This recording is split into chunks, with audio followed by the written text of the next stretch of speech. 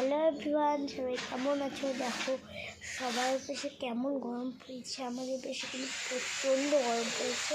আমি চলে এসেছি এখন গোপুসোনাকে স্নান করাতে। চলো গোপুসোনাকে দেখি। এই যে দেখো আমার গোপুসোনা সকালে উঠে বসে আছে, এখনো চান করেনি। আমি এখন চান করাই দিই। এই যে দেখো গাইস, গোপুসোনার জামাও সিলেক্ট হয়ে গেছে। এই যে এটাতে মুছে দেবো টাওয়েল, আর এই যে এটা পরাবো। চলো এখন গোপুসোনাকে চান করাবো।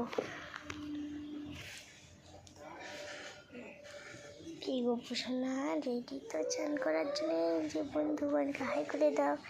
হ্যাঁ, এই যে দেখো গোপুসোনাকে চান করার জন্য ড্রেসটা খুলে দিচ্ছি।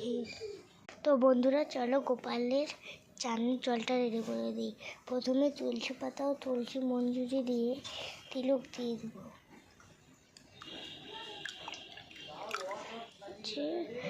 এভাবেই তোমরা কিছু দিতে না পারো, তুলসী মঞ্জুরি তিলকটা নিশ্চয়ই দিয়ে তিলকটা দেখে দিয়েছি। এই যে দেখো গোপুসোনাকে এখন চান করাই দিই। কি আরাম।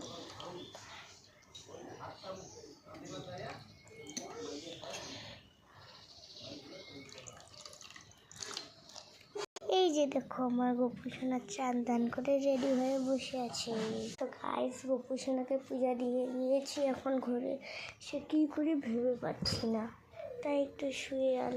তো এভরিওয়ান, আজকের মিনি ব্লগটা এই পর্যন্তই। তোমাদের কেমন লাগলো কমেন্টে বলবে, আর কমেন্টে হরে কৃষ্ণা রাধে রাধে লিখতে ভুলবেন না।